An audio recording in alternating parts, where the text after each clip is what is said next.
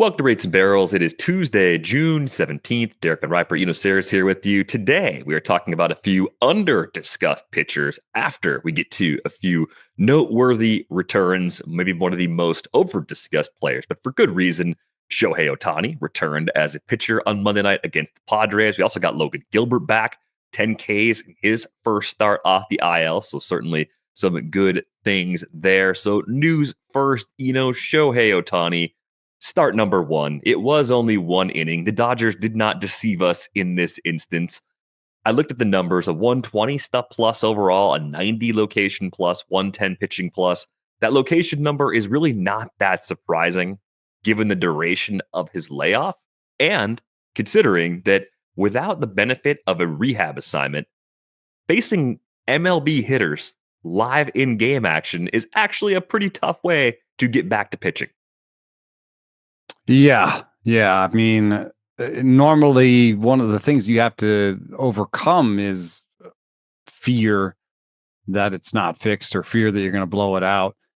And so, just getting over that hump is a big deal. Maybe they felt he'd already been over that hump, but if he was effectively rehabbing in front of our eyes, then that takes quite a bit of intestinal fortitude, especially when you throw a 100-mile-an-hour fastball and Fernando Tatis puts in the outfield for a base hit. Then you start hitting the doubt that's coming in. From my test, the velo was obviously good, although in a one inning stint, you would expect a different type of velo than you would in 5 innings. I do think that it's possible that the arm slot was a little bit lower for him because the vertical break on his four-seam fastball was down a little bit, and the sinker had more drop. So it's possible that he becomes more of a sinker sweeper guy with a good split, a Clark Schmidt, but at 98. Okay. Yeah, Clark Schmidt at 98. That could work. Yeah. I mean, the other thing that was obvious, and we'll talk about this a little bit tomorrow with Trevor May, but was that he was yanking balls glove side and that the command wasn't quite there. Although I would have to point out, he does not ever had great command. And so I do believe that in the range of outcomes for him as a pitcher still exists being a closer, because he does not have great natural command. And as the stuff comes down, there will be a moment of reckoning between his stuff and his command. So it's what if you combined Babe Ruth with John Smoltz with probably one other player, like 3 different era players all mashed together for one? That's Shohei Ohtani. It's kind of like, it's kind of like Babe Ruth plus, the early career Tyler Glasnow and reliever John Smoltz. Yeah. The ways to describe Shohei Ohtani, limitless. We're going to go to completely new places, comparing him to players from multiple eras, all different roles. That's our goal here on a regular basis. But I think the arsenal will probably get wider as he works deeper into outings as well.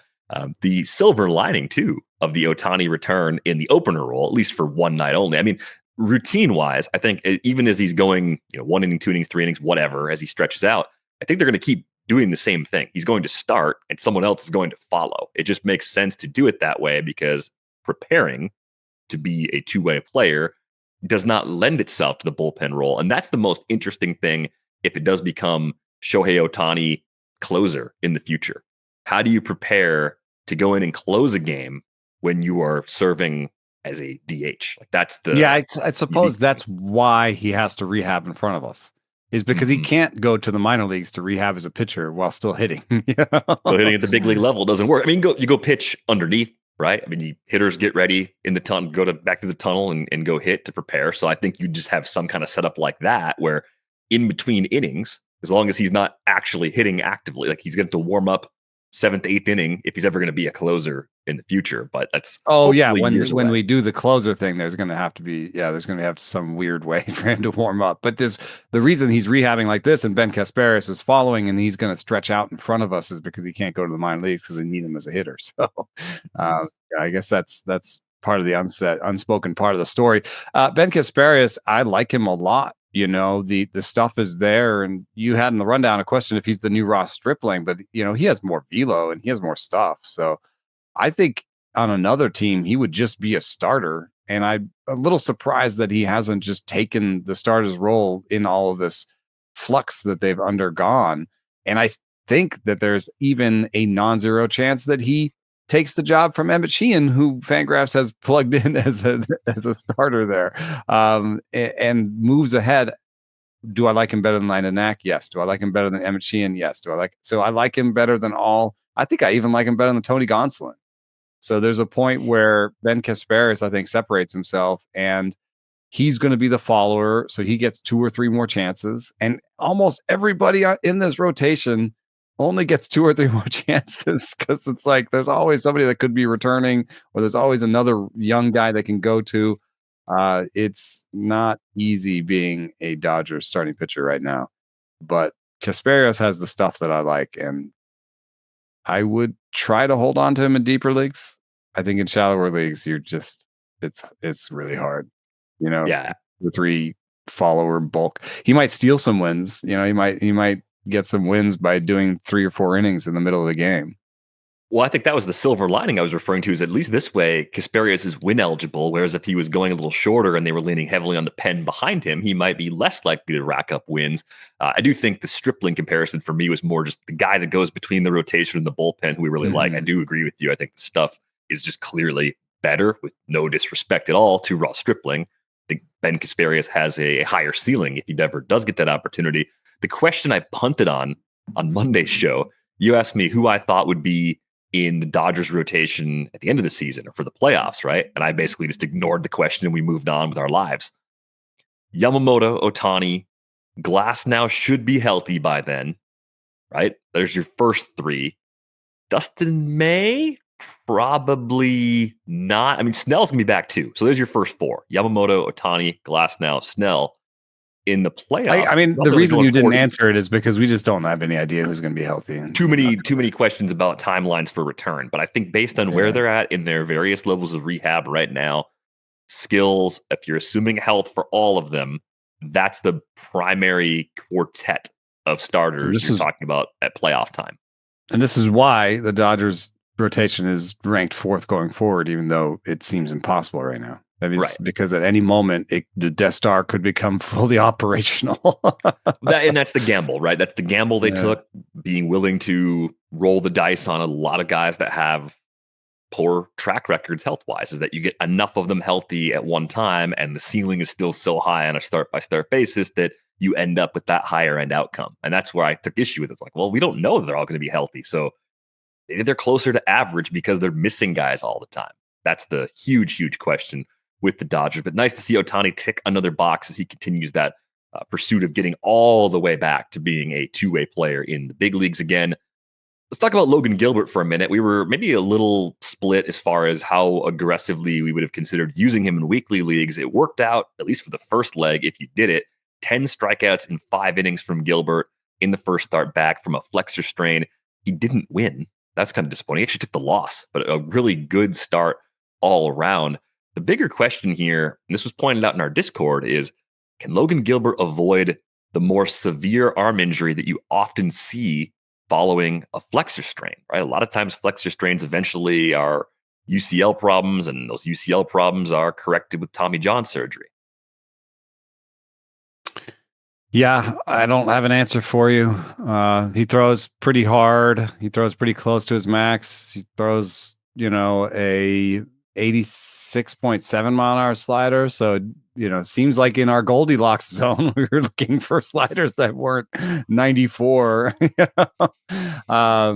He has this huge extension. He's been fairly healthy. We have a flexor strain for Max Fried, and that was now more than a year ago, 2 years ago. Yeah, sometimes flexor strains are okay, and then they're not. Yeah. I would say that, I wouldn't sell him so close to the injury. I would assume he can make 3, 4, 5 starts in a row now. He came back healthy. And so if you do think this is going to be a long-term injury and you are maybe selling in a dynasty or something, then I could see selling. I can't see selling. The first start back is not a great time to sell because people still remember the injury. If you're selling for this year, you still have to wait a couple starts as well, I think. But I wouldn't necessarily be rushing to sell him. I think pitching, especially top end pitching in leagues, is so hard to come by. You're probably in that better position to just hold anyway, unless you found a really nice combination of replacements during Gilbert's time on the IL. I mean, I think he was 5th in your pitcher rankings originally Going to into start the the season. Yeah, I think so, yeah. I don't think and partially because of a nice health grade. Oh, this has been the brutal year for guys with good health grades on the injury front for pitching. So hopefully Logan Gilbert can avoid that, but certainly a big return for the Mariners and for those who had Gilbert on their rosters anyway. Let's get to some pitchers we've mostly ignored this season. It is a companion episode to the hitters we've mostly ignored that we talked about last week. I don't think we've talked about Carlos Rodón on this pod much this year. He's the number 7 pitcher in the Fangraphs player rater this season, a 3.01 ERA, a .99 whip, about 107 Ks already this season. And I think this is from the pitchers with poor injury history sometimes stay healthy. Why take the risk? Because when they stay healthy, this is the type of payoff that you can get. Yeah, I also think that you can point a little bit to just really, I think, excellent pitching coaching. In New York, while he's been in New York, he's really upped the usage of his changeup, brought in a sinker, changed some aspects of his pitches. His four seam in particular. I believe before he got there, actually no, it hasn't got much more ride. But just adding the sinker, adding the changeup, improving the changeup, since he's been there has added 8 inches of vertical drop over time. So I think that they've gotten the best version out of Rodón. I think also, some of the work that he did in the playoffs where, he was so full bore, so full energy, with them in the playoffs, that he found that like there was a relationship between that energy and his command. I think he's kind of found a way to get that Goldilocks level of energy, and get the better command outcomes. So, he's gonna feed off of his emotions, and he's going to, have the bare-chested, screaming animal look to some aspects. But like he seems like he's harnessed it, and he's got more pitches he can go to, and it's like a peak version of him, I think. And I liked him going in, but going into the season, you have to. I think this is like a prime candidate for like, how do you rank before the season and how do you rank in the season? I do think before the season, you say, okay, a reasonable expectation of innings for him is 140, and therefore I can't rank him in the top 15 or top 20. Once he comes in and he's healthy, I think you can allay some of those concerns and bump up your personal projections for him closer to the 175 he did last year. So just the prime reason to move somebody quickly in the season is somebody who's been unhealthy in the past and seems to be showing health. And I would say that one thing we talk a lot about during draft season is managing risk appropriately, right? We would never say you want a whole fantasy rotation full of Carlos Rodons, even though the results have been great so far, because if you had 10 players like this on your roster, there's a very good chance that 5 end up on the IL, and you're going to be dealing with an above average number of injuries, probably having to cut some guys or at least trying to replace a lot of holes on the wire. But again, this is why you take the chance. When the prices are good, when the risk profile lines up, team context also being good helps too. I mean, you're tacking a lot of wins on top of the great ratios and the Ks. Like all the pieces are falling into place. A really important distinction here too. I'm glad you've mentioned porridge a couple of times today, like truly, because I have educated myself on porridge. This, according to Bob's Red Mills website, lots of great grains there, maybe a future sponsor of the show. Surprisingly, oatmeal is a type of porridge. Though all oatmeal is considered porridge, the term porridge does not always refer to oatmeal. The more you know. Okay. Hey, I would have assumed. I would have actually just assumed it was porridge. I thought they were almost equal maps on each other. Frequently used interchangeably, and from our DEF CON levels talk last week, movies frequently mess up the scale, which is why my scale was wrong. I'm pretty sure it's Matthew Broderick's fault, but I did not know that DEF CON 1, DEF CON 5 are where they actually are. By ADP, I think the smart thing still is to take a low injury risk in the first as your first pitcher, and then it's not a bad idea to take a high injury risk as your second pitcher.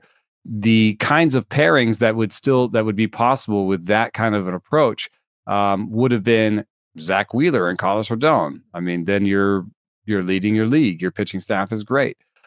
Even if it doesn't work out and it's Logan Gilbert and Kodai Senga, Kodai was healthy when Logan wasn't. You end up with one really good pitcher. You know what I mean? I mean, that's some of the math that you have to be doing. I think,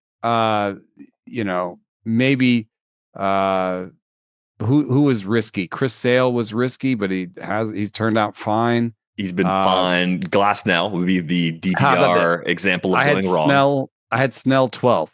So if you take Snell 12th, you've taken injury risk. Then you have to take non-injury risk second. And non-injury risk second would have been somebody like Christopher Sanchez. Yeah. But you might have also taken Aaron Nola. And if you went Blake Snell, Aaron Nola, you are in trouble. Do you remember the team I drafted in Tout Wars this year that was just the all injury risk pitching staff, just the pure gasoline group of pitchers? It was I remember you talking about it. Yeah, this was the one that was Skeens, Glasnow, Snell, Strider. This is a league that has unlimited IL spots, so I was willing to really lean into the risk. Brian Wu, Drew Rasmussen, Kershaw was either a late dart or a pickup I think he was a pickup when he came back. I didn't have him originally. Ohtani, the pitcher, who I'm still waiting on. Jeez. And then it's like a Solds league, so I really just. How are you doing in pitching? So it's a 15-team league. How many pitching points do you think I have across the 5 innings pitched in place of wins? So volume matters. The 2 usual ratios, strikeouts, and holds plus saves. How many from perfect would be 75 points. Perfect to be 75, and throw out the relief category. Just worry about the 4 that we would think more about with starters. Out of 60, how many points do you think I have? 35. I have 45 on those 4 categories. That's not bad. The reason that team isn't good is because it doesn't steal bases and it doesn't get on base. It has nothing to do with your pitching strategy. Nothing to do. It's that I drafted too much pitching. Despite all your the injuries. Yeah, that's right. And your pitching should have an up arrow on it because a lot of these guys are coming back now. It does, and it means I've got a bunch of the thing that a lot of other people need. I have a surplus of pitching. You can actually make trades in that league, and I can actually make up some ground in those offensive categories because I can trade in that league. So to me, that was like leveraging the format and being a complete goon in terms of the approach, bullying injured pitchers to have a surplus of pitching later. Hopefully, it pays off. Let's give some love to Drew Rasmussen, who is saving your bacon in that league to some extent. Got bacon. 74 innings, the 2.55 ERA. He now, going back to 2021 when he joined the Rays, has an ERA under 3. He's really, really good. And as far as, yes, the strikeout rate this year hasn't been great. His biggest bulk season, 2022, he had essentially the same strikeout rate. Yeah. So I think that there's something about his stuff, which is really, really good, that is about suppressing balls in play and suppressing home runs that doesn't always lead to strikeouts. And the kind of what he is? He is, we were just joking about Ohtani as a 98-mile-an-hour Clark Schmidt. Drew Rasmussen is like a 96-mile-an-hour Chad Patrick. Mm. I mean, literally, he's fastball, cutter, sinker for 84% of his pitches. Yeah, I think he's Jameson Taillon with better home run suppression. Well, the Velo helps with that. Right. Yeah. I think the strikeout rate being low this year does make more sense. Like air quote low, a little lower than you would like. It makes sense when you look back at what he did in 2022 and how he did it. The concern I would have is that he had a 12.1% swinging strike rate under the K rate back then. It's got an 8.9% right now. And his home run rate is up. It's the highest it's been since he's been in Tampa Bay. It was higher when he was a reliever for the Brewers. Partially due to the stadium, I'm sure. Right. But he's managed it really, really well. And what I see when I look at the projections, rest of season numbers, the bat has a 3.91 ERA and a 1.18 whip. I think that's the worst combination. I guess the 3.71 with a 1.22 from Steamer probably it kind of reminds me of like all the like really positive Vlad Guerrero projections where like it kept projecting Vlad Guerrero to do things he'd never done. Like, how can you project Drew Rasmussen to have a 3.91 ERA after 375 innings of a 2.80 ERA? Because they think his home run rate is going to be worse than it's been for his career. That's what the projections spit out. And because they're really intensely focused on the strikeout minus walks. Yes, K minus BB is normally very projectable. Mm-hmm. But I think in this case, the high stuff really matters. Its high stuff is going to keep that BABIP down. That's why you see Oopsie has a lower BABIP than the bat. Or no, it doesn't. A lower home run rate than the bat. I also want to say this. I think that the bat has the wrong run environment right now. Ooh, maybe we should talk to Derek Hardy about this. Yeah, maybe we should have him on because the projections for ERA from the bat are super high across the board. And we know that drag is up on the ball and it's not flying as far and, that slugging is down. And so I think that those numbers are too high. Yeah, it's possible. I wouldn't be surprised if Derek agreed with you. He'd say, yeah, this is not turning out the way we expected and adjustments need to be made. But I'd love an explanation. But maybe we'll just shoot him an email if he doesn't want to give us 20, 30 minutes. That's fine too. But let's talk about some Giants pitchers here. Robbie Ray and Logan Webb. I think Webb gets the occasional mention because he's Logan Webb. Robbie Ray's been really good, man. 12th pitcher in the player rater so far this season. I don't know if many people expected that. And Logan Webb's right there next to him, 13th, with a higher K rate than we've ever seen. The closest we saw was back in 2021, 26.5%. So he's not way off his previous norm. But the last 3 years, he's been between 20 and 23%. So more strikeouts, backed by an increase in swinging strike rate, and getting hit in the zone a little less than he has the last 2 seasons.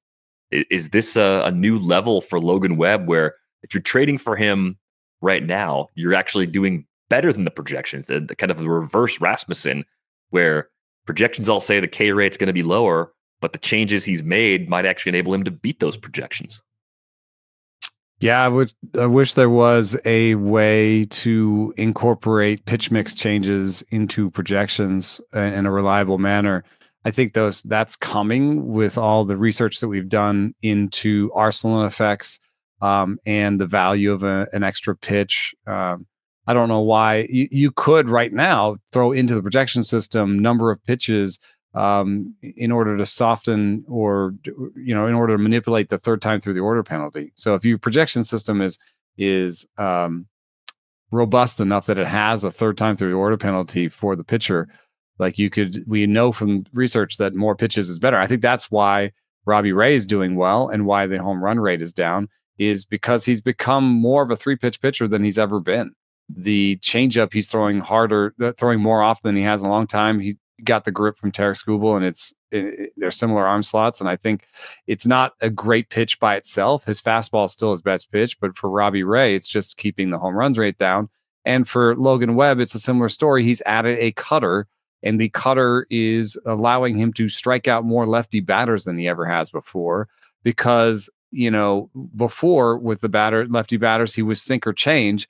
And so they basically hanging over the plate. Now he's cutter, four seam, sinker change, and they have to cover more parts of the zone. And they're therefore more, liable to swing over the top of the changeup because they have to remain vertical enough to honor the cutter. So, his splits have changed. His strikeout rate has changed. He's still devastating to right-handers with the sweeper. He goes right on right with the changeup and the sinker, but he's really improved against lefties, and the cutter is a big deal. Even if the cutter itself is, not a great pitch, it's the same story for both of them. Sometimes throwing not a great pitch can really unlock the rest of your arsenal. Yeah, if you have two or three good pitches and you add one more that's good enough to use, I think that's what it does. It puts that doubt into the mind of opposing hitters. But I could see Logan Webb being treated pretty easily like a top 10 pitcher the rest of the way. You had him 8th in your latest rankings update. I have no arguments against that right now. And Robbie Ray kind of strikes me as another Rodón type where maybe he can be a little underrated at times, and perhaps because of more recent significant lost time, even is still a notch below that in terms of how some people look at him. But I'd love the setup for him.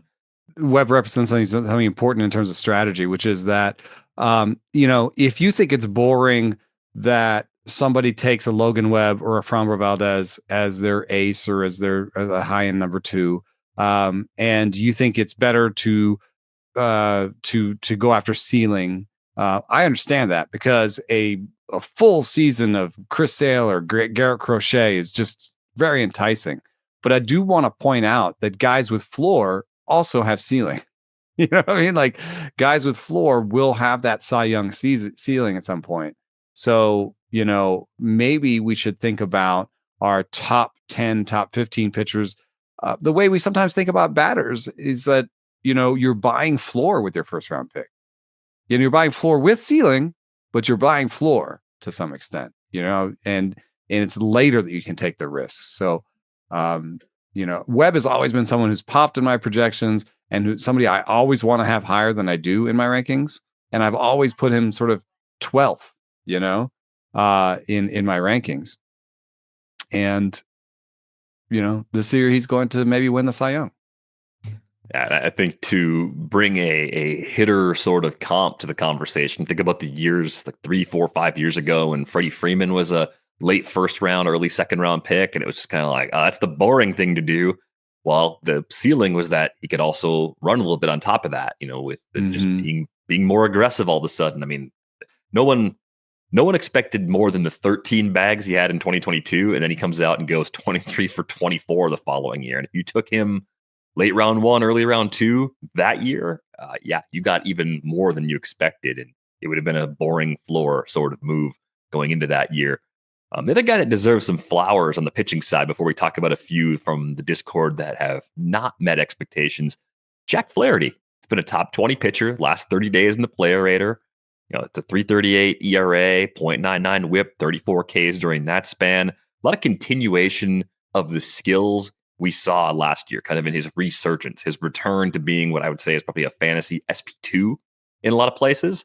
The guy that the Dodgers sought out via trade, right? And the guy that the Tigers actually wanted back in free agency. He's ticking really most of those boxes. I would say if I'm looking for a possible red flag, it's that the walk rate has so kind of crept back up closer to previous norms.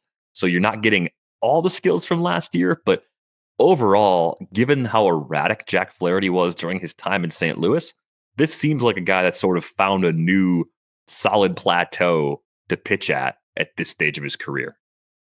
I'm a little nervous. I know that home run rate is the biggest source of noise, and so therefore Jack Flaherty's basically the worst home run rate of his career is going to regress in the positive direction, most likely.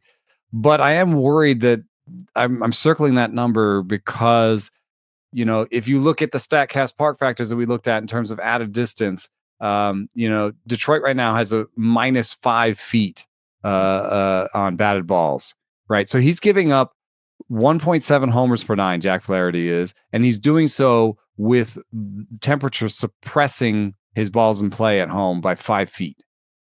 Now, that 63-degree temperature in Detroit is changing, is getting warmer. And so, I wonder if he really is just going to end up, and we look at the end of the season and he has more than 1.5 homer per nine, and he's a surprisingly high strikeout, high ERA type. And I also would like to point to the worst sitting velocity of his career at 93.1 as a portion of that concern. So I think he's good, but I always feel like I'm on the razor's edge with Jack Flaherty. I think he can go either direction, and literally, because it could still go either direction because he's had seasons with 4.99 ERA, a 4.25. I mean, he has multiple seasons with a 4.9 ERA, and he has multiple seasons with a 3 ERA, and right now he has a 4. He's like literally right in the middle of his good or bad seasons, and I could honestly see it going either direction. The velo isn't good, the home run rate isn't good, and the park is about to give up more homers. Thinking keeper in dynasty leagues, you might be at a point where if you can find an optimist, it's a great time to trade him. But you may not have an optimist. You may just have to hold him and just use him until the value fades in the next couple of seasons. I do think it's interesting. He's one start away from bumping his player option up to a $20 million player option. There's a very good chance he'll test free agency again. But if it's a $20 million option, I think he might take it. Stay. It's going to depend on what happens in the second half for sure. Like that, it's still, he's got to be healthy. And if he pitches this well all year, then I think he probably tests the market again. What I'd be really curious to see is how many years the most optimistic team goes on Flaherty. Because I think the league as a whole probably shares some of your concerns with the velo sitting where it is, even though he's found a way to make it work, right? Like that's going to be a league full of skeptics as it pertains to Jack Flaherty. Maybe it has a lot of, options and things in it where it's like he unlocks more years if he throws more innings. Right. I would very creatively designed contract, lots of incentives. I do want to give some love really quickly to Brayan Bello, who did something in his last start that he'd never done before, which is throw the cutter more than any other pitch almost. He threw tons of cutters in this last start. It was great. And if you are looking at the screen right now, you'll see a combination that I think is a good comp for him. Logan Webb. Brayan Bello and Logan Webb. Now, so Bello has a slightly higher arm slide at 31 degrees. Webb is 23 degrees. But if you're looking at this map, it looks very similar. And you can see how the cutter for Bello could do the same thing that it's done for Logan Webb.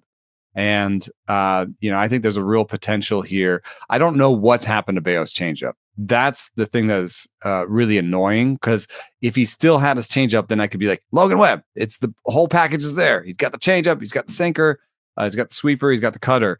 So I'm not going to go out on a limb and be like, Brayan Bello is now Logan Webb. But I am more interested in him now. And I think he's a pickup in 10 and 12 team leagues, just in case this really is the same thing that is unlocking something for Bello like it did for Webb.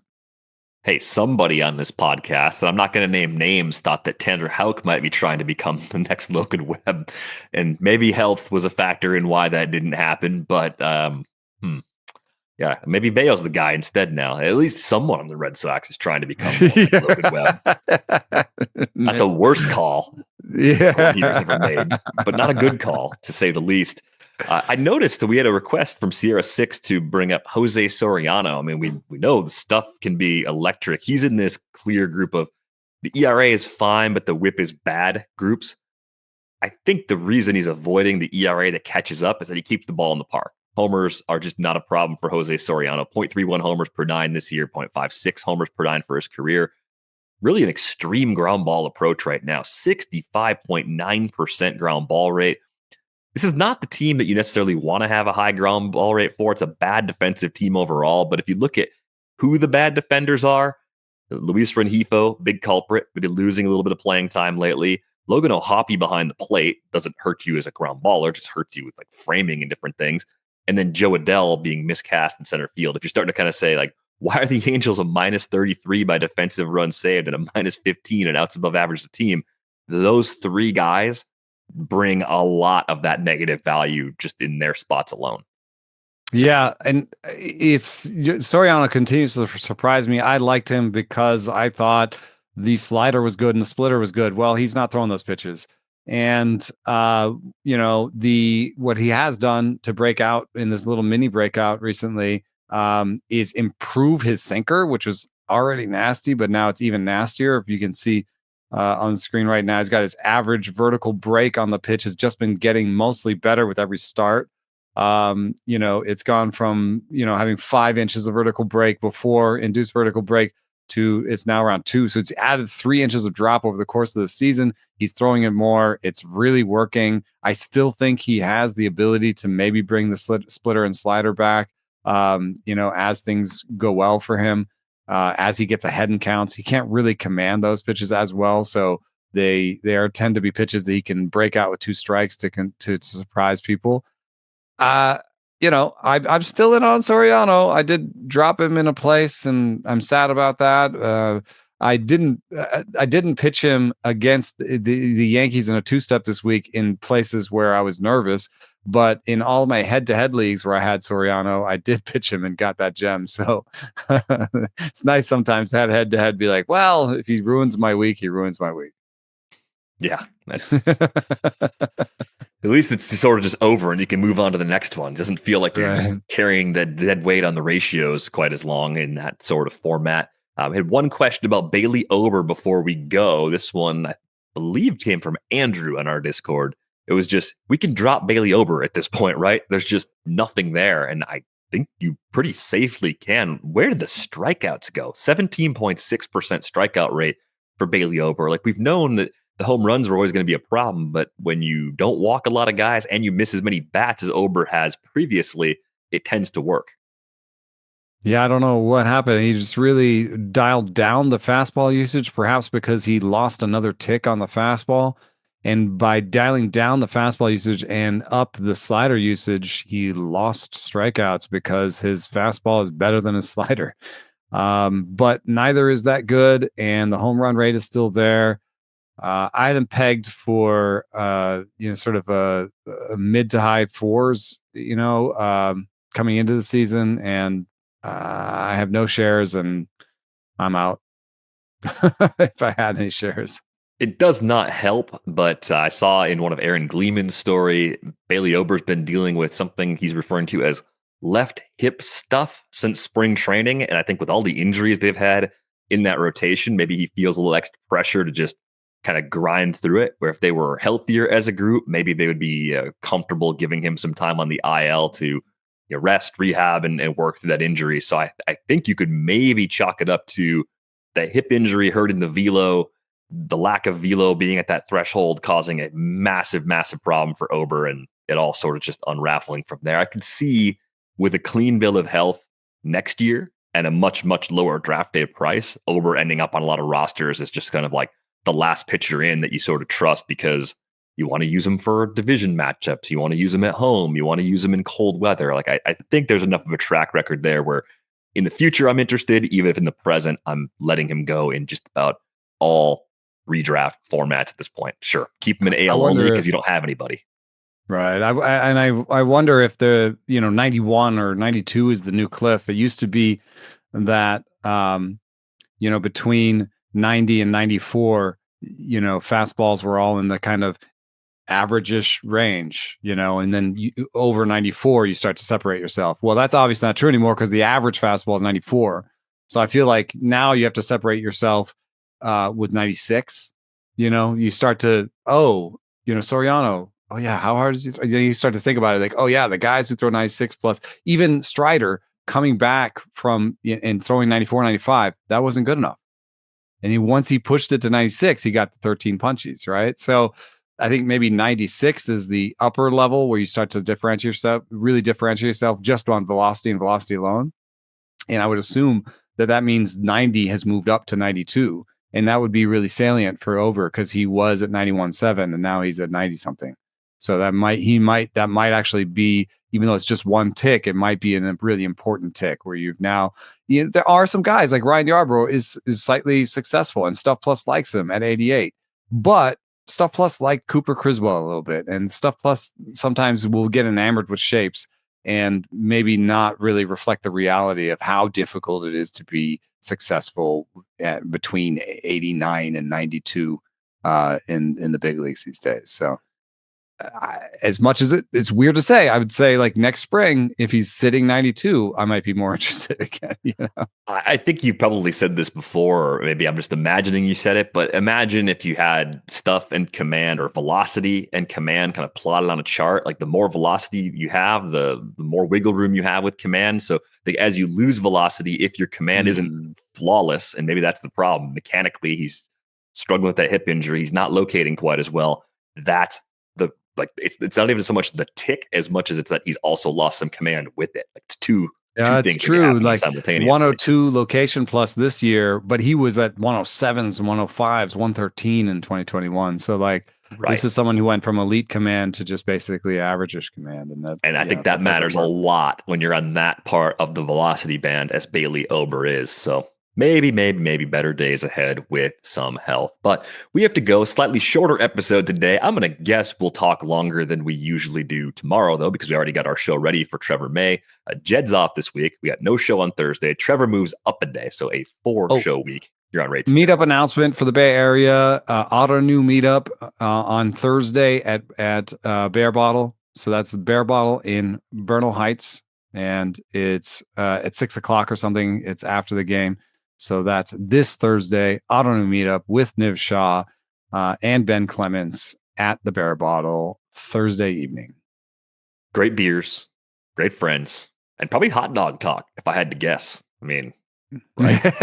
Yeah, probably some pre-meetup hot dogs. He previewed the next hot dogs he's going to, oh boy, he's got a doozy. I'm going to start making up hot dogs at my house. I think it's that time of year. See what kind of monsters I can create here in the next couple of weeks. But we are going to go on our way out the door. You can find Eno on Bluesky, Sarris.bsky.social. I'm DVR.bsky.social. Thanks to Brian Smith for putting this episode together. We're back with you on Wednesday. Thanks for listening.